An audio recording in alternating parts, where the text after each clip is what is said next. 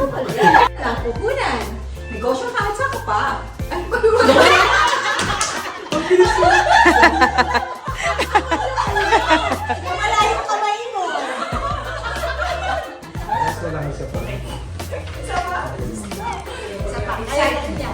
Okay, 3, 2. Negosyong walang puhunan. Negosyong pwede gawin kahit sa ka pa. Okay, 3. So, hindi mo na siya kita sa screen. Hindi na, dadaan lang din siya eh. Pero kita ka dyan. Tara na. Join ka na. Ang pangalan.